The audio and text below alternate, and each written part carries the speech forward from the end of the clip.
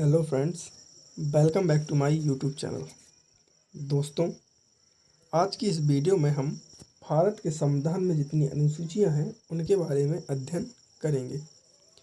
वर्तमान में भारतीय संविधान में 12 अनुसूचियां सम्मिलित हैं, परंतु जब संविधान लागू हुआ यानी 26 जनवरी 1950 को, तब संविधान में 12 अनुसूचियां नहीं थीं। तब संविधान में केवल 8 अनुसूचियां ही सम्मिलित थीं। इसके बाद विभिन्न संविधान संशोधनों द्वारा अथवा आवश्यकता अनुसार संविधान में 9वीं अनुसूची, 10, 11 एवं 12 को सम्मिलित किया गया। तो चलिए दोस्तों, आज की इस वीडियो में हम संविधान की अनुसूचियां तथा उनके अंतर्गत आने वाले विषयों का विस्तार से अध्ययन करते हैं। तो चलिए शुरू करते हैं पहली अनुसूची से। पहली अनुसूची राज्य तथा केंद्र शासित प्रदेशों और उन प्रदेशों के जो क्षेत्र हैं उनकी सूची पहली अनुसूची के अंतर्गत वर्णित की गई है। यानी पहली अनुसूची में यह बताया गया है कि राज्य, केंद्र शासित प्रदेश तथा उनके क्षेत्रों का विवरण पहली अनुसूची के अंतर्गत आता है। चलिए दूसरी अनुसूची क्या कहती है। दूसरी अनुसूची वेतन व भत्ते से संबंधित प्रावधान से संबंधित है। ये बात आपको विशेष रूप से याद रखनी है। दूसरी अनुसूची जो है वह वेतन एवं भत्ते से संबंधित है। पहली अनुसूची राज्य तथा केंद्र शासित प्रदेश यानी संघराज्य क्षेत्र से, द्वितीय अनुसूची वेतन एवं भत्ते से संबंधित है। इसमें विभिन्न अधिकारियों के वेतन एवं भत्तों के बारे में बतलाया गया है। चलिए देखते हैं दूसरी अनुसूची में किन किन अधिकारियों के वेतन एवं भत्ते के बारे में बतलाया गया है। तो दूसरी अनुसूची में राष्ट्रपति, राज्यपाल, राज्य के अध्यक्ष, लोकसभा के अध्यक्ष, उपाध्यक्ष, राज्य परिषद के अध्यक्ष, उपाध्यक्ष, विधानसभा के अध्यक्ष और उपाध्यक्ष, किसी विधान परिषद के उपाध्यक्ष, सर्वोच्च न्यायालय के न्यायाधीश, उच्च न्यायालय के न्यायाधीश और भारत के नियंत्रक एवं महालेखा परीक्षक। भारत के नियंत्रक एवं महालेखा परीक्षक को कैग कहा जाता है, CAG, कैग। तो दूसरी अनुसूची किस चीज़ से संबंधित है। दूसरी अनुसूची है वेतन एवं भत्ते से संबंधित। अधिकतर प्रश्न पूछा जाता है कि वेतन एवं भत्ते से संबंधित अनुसूची कौन सी है, तो इसका जवाब होगा द्वितीय अनुसूची या दूसरी अनुसूची। चलिए वीडियो में आगे बढ़ते हैं, देखते हैं तीसरी अनुसूची के बारे में। तीसरी अनुसूची विभिन्न अधिकारियों द्वारा लेने वाले शपथ का प्रारूप यानी जो शपथ ली जाती है उसके बारे में व्याख्या करती है। तीसरी अनुसूची बतलाती है कि जो संविधान के अंतर्गत अधिकारियों द्वारा जो शपथ ली जाएगी वह किस प्रकार ली जाएगी, उन्हें कौन शपथ दिलाएगा। इसके अंतर्गत जो अधिकारी आते हैं वो सब वही हैं जो द्वितीय अनुसूची के अंतर्गत आते हैं। ये बात आपको याद रखनी है। यानी राष्ट्रपति, राज्यपाल, राज्यों के अध्यक्ष, उपाध्यक्ष, न्यायालय के न्यायाधीश आदि की शपथ एवं प्रतिरूप के बारे में तीसरी अनुसूची में बतलाया गया है। ये भी आपको याद रखना है। तो यानी पहली अनुसूची संघराज्य क्षेत्र से, दूसरी अनुसूची वेतन भत्ते से और तीसरी अनुसूची शपथ के प्रारूप से संबंधित है। चलिए देखते हैं चौथी अनुसूची। चौथी अनुसूची में बताया गया है कि राज्य की परिषद में सीटों का आवंटन का प्रावधान। चौथी अनुसूची में राज्यसभा में राज्यों की सीटों के बारे में प्रावधान करती है कि राज्यसभा में किस राज्य को कितनी सीटें प्राप्त होगी, इस बारे में चौथी अनुसूची बतलाती है। आपको एक चीज़ याद रखनी है, यहाँ पे चार लिखते हैं तो लास्ट में रा आता है। रा से राज्य, यानी चौथी अनुसूची राज्यसभा में सीटों से संबंधित है। यहाँ पे आपको एक ट्रिक याद रखनी है, लास्ट में रा है यानी 4 और राज्य रा से होता है राज्य, यानी चौथी अनुसूची राज्यों से संबंधित है। यानी राज्यसभा में सीट किस राज्य को कितनी सीटें प्रदान की जाएंगी, इस बारे में चौथी अनुसूची में बतलाया गया है। पाँचवीं अनुसूची में बतलाया गया है अनुसूचित क्षेत्रों तथा अनुसूचित जनजाति क्षेत्रों के प्रशासन पर के जो प्रशासन होगा तथा उनके नियंत्रण का प्रावधान है। यानी जो पाँचवीं अनुसूची है उसमें ये बतलाया गया है कि अनुसूचित जाति के क्षेत्रों तथा अनुसूचित जनजाति क्षेत्रों में जो प्रशासन होगा वह किस प्रकार होगा तथा उसका नियंत्रण कौन करेगा, इसके बारे में पाँचवीं अनुसूची में बतलाया गया है। चलिए छठी अनुसूची देखते हैं। छठी अनुसूची में असम, मेघालय, त्रिपुरा, मिजोरम राज्यों के जनजातीय क्षेत्रों के प्रशासन का प्रावधान है। आपको एक बात याद रखनी है, जनजाति क्षेत्रों, अनुसूचित क्षेत्रों तथा जनजाति क्षेत्रों के प्रशासन की बात है तो वो पाँचवीं अनुसूची में है, परंतु ये 4 राज्य असम, मेघालय, त्रिपुरा और मिजोरम के लिए अलग से जनजातीय क्षेत्रों के लिए, इन 4 राज्यों के जनजातीय क्षेत्रों के लिए अलग से संविधान में प्रावधान किया गया है। जो छठी अनुसूची के अंतर्गत आता है। इन 4 राज्यों के अलावा बाकी के जितने भी अनुशासित क्षेत्र एवं जनजातीय क्षेत्र हैं उनका प्रशासन 5वीं अनुसूची के अंतर्गत किया जाता है, जबकि असम, मेघालय, त्रिपुरा और मिजोरम राज्यों के जनजातीय क्षेत्रों का प्रशासन छठी अनुसूची के अंतर्गत किया जाता है। ये बात आपको विशेष रूप से याद रखनी है। तो चलिए दोस्तों आगे बढ़ते हैं, देखते हैं 7वीं अनुसूची। 7वीं अनुसूची विषयों से संबंधित है, यानी किस संघ सूची, राज्य सूची तथा समवर्ती सूची। आपको एक बात याद रखनी है, 7वीं प्रारंभ में सा आता है और सा से सूची, यानी जो सूची हैं, जो विषय हैं, राज्य के विषय हैं, संघ के विषय हैं, समवर्ती विषय हैं, वो सब 7वीं अनुसूची में बतलाए गए हैं। जैसा कि आप देख सकते हैं 7वीं अनुसूची में संघ सूची, जिसमें मूल रूप से 97 विषय रखे गए थे, परंतु वर्तमान में उसमें 98 विषय हैं, 98। इसी प्रकार राज्य सूची, जिसमें मूल रूप से 66 विषय रखे गए थे, परंतु वर्तमान में सिर्फ 59 विषय हैं, तथा समवर्ती सूची, जिसमें मूल रूप से 47 विषय रखे गए थे, अब उनकी संख्या 52 है। तथा इन सूचियों के अलावा 7वीं अनुसूची में यह भी बतलाया गया है कि केंद्र और तथा राज्यों के मध्य शक्तियों का विभाजन किस प्रकार होगा। इन्हीं सूचियों के आधार पर राज्य तथा केंद्र में कानून बनाए जाते हैं। आपको जैसे मालूम होगा, संघ सूची पर केवल केंद्र सरकार ही कानून बना सकती है और उसी के द्वारा बनाया गया कानून मान्य होगा। राज्य सूची पर केवल राज्य सरकार कानून बना सकती है, परंतु किन्हीं विशेष परिस्थितियों में संघ सरकार भी राज्य सूची पर कानून बनाने का अधिकार रखती है। तथा समवर्ती सूची पर केंद्र और राज्य दोनों कानून बना सकते हैं, परंतु यदि केंद्र द्वारा कानून बनाया गया है तो वह राज्य के द्वारा बनाए गए कानून के ऊपर प्रभावी होगा तथा मान्य भी होगा। आपको ये चीज़ याद रखनी है। यहाँ से एक चीज़, जैसे 4 से राज्यसभा था, वैसे ही 7 से सूची, 7वीं अनुसूची में सूचियाँ सम्मिलित हैं। चलिए देखते हैं 8वीं अनुसूची। 8वीं अनुसूची भाषाओं, जो मान्यता प्राप्त भाषाएं हैं, ये सभी 8वीं अनुसूची में वर्णित की गई हैं। यानी 8वीं अनुसूची में बतलाया गया है कि जो मान्यता प्राप्त भाषाएं हैं वो कितनी हैं अथवा कौन कौन सी हैं। तो चलिए देखते हैं मान्यता प्राप्त भाषाएं। वर्तमान में इन भाषाओं की संख्या 22 है। जब प्रारंभ में ये भाषाएं थी तब इनकी संख्या 22 नहीं थी। ये भाषाएं कौन कौन सी हैं, चलिए देखते हैं। असमिया, बांग्ला, बोडो, डोंगरी, गुजराती, हिंदी, कन्नड़, कश्मीरी, कोंकणी, मैथिली, मलयालम, मणिपुरी, मराठी, नेपाली, ओडिया, पंजाबी, संस्कृत, संथाली, सिंधी, तमिल, तेलुगु तथा उर्दू। ये चीज़ आपको याद रखनी है। वर्तमान में 8वीं अनुसूची में कुल भाषाओं की संख्या 22 है, परंतु जब संविधान लागू हुआ था तब इनकी संख्या 22 नहीं थी।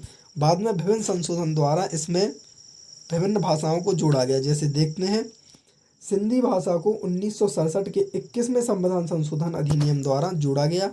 मणिपुर, कोंकणी तथा नेपाली भाषा को 71वें संविधान संशोधन अधिनियम 1992 के द्वारा जोड़ा गया। और आप देख सकते हैं, बोडो, डोंगरी, मैथिली तथा संथाली भाषा को 2003 के संविधान संशोधन अधिनियम 92 संविधान संशोधन अधिनियम 2003 के द्वारा जोड़ा गया। और उसी प्रकार सन 2011 में उड़िया का नाम बदलकर ओडिया कर दिया गया।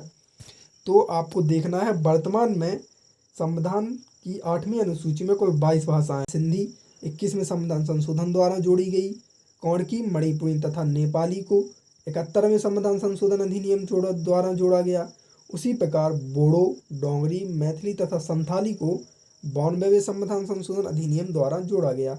और सन 2011 में उड़िया का नाम बदलकर ओडिया कर दिया गया। तो चलिए बढ़ते हैं 9वीं अनुसूची के लिए।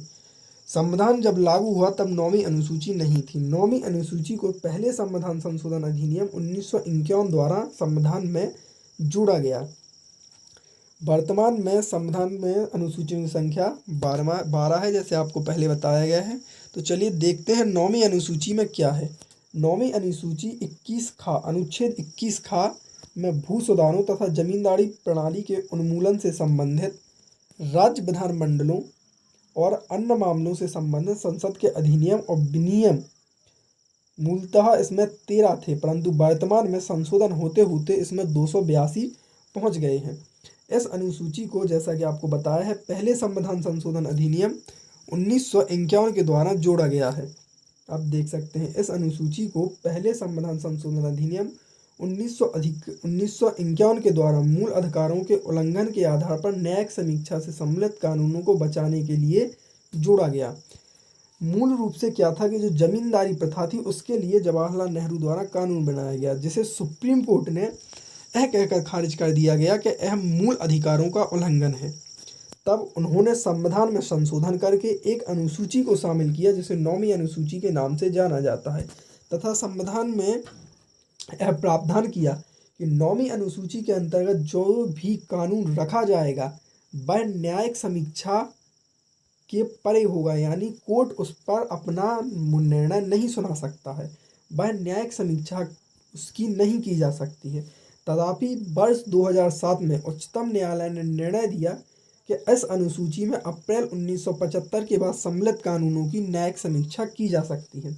यानी जब संविधान संशोधन करके 9वीं अनुसूची को जोड़ा गया तब प्रावधान था कि इसके अंतर्गत जितने भी कानून रखे जाएंगे वो ना तो कोर्ट द्वारा सुने जाएंगे ना किसी अन्य न्यायालय द्वारा।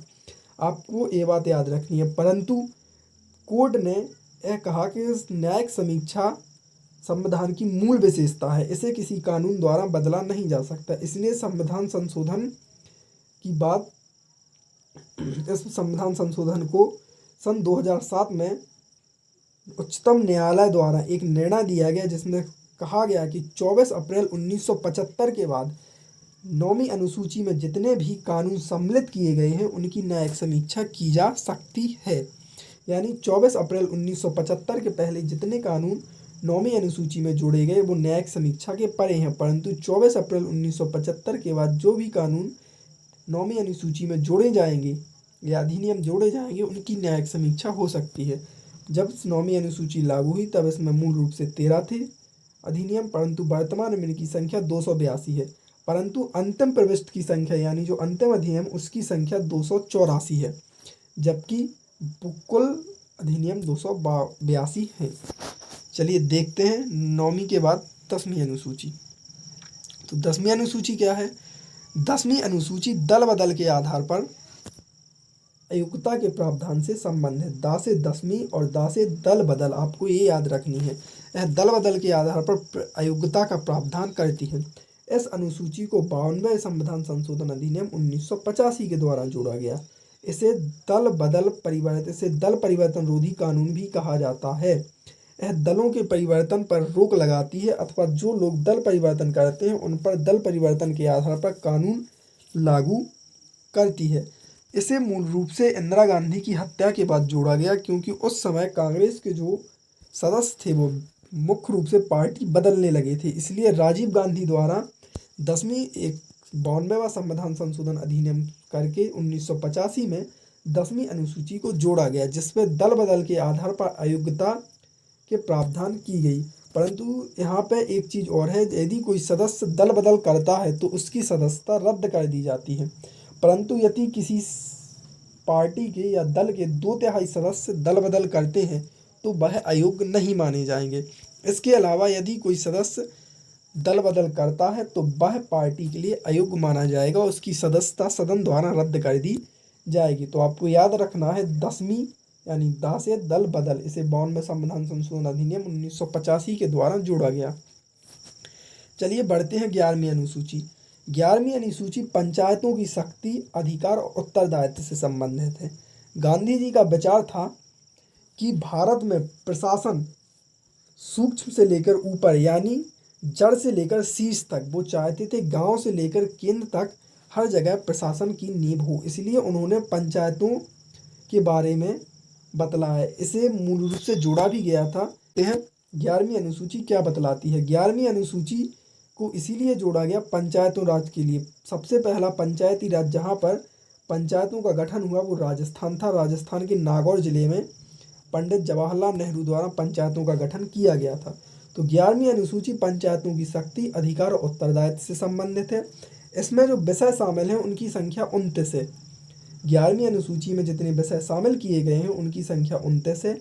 इस अनुसूची को 73वें संविधान संशोधन अधिनियम 1992 के द्वारा जोड़ा गया। 11वीं अनुसूची पंचायतों से संबंधित है। इसे 73वें संविधान संशोधन अधिनियम 1992 के द्वारा जोड़ा गया और इसमें शामिल विषयों की संख्या 29 है। ये आपको याद रखना है। परंतु इसके पहले भी अधिकांश राज्यों में पंचायतें लागू हो चुकी थीं, परंतु इसे पूर्ण रूप से अनिवार्य बनाने के लिए इस संशोधन को किया गया। इसी प्रकार 12वीं अनुसूची नगर पालिकाओं की शक्ति, अधिकार और उत्तरदायित्व से संबंधित है। इसमें जो विषय शामिल हैं उनकी संख्या है 18 तथा इसे 74वें संविधान संशोधन अधिनियम 1992 के द्वारा जोड़ा गया। यानी 11वीं अनुसूची तथा 12वीं अनुसूची को 1992 में जोड़ा गया। 11वीं अनुसूची पंचायतों से संबंधित है तो 12वीं अनुसूची नगर पालिका से संबंधित है।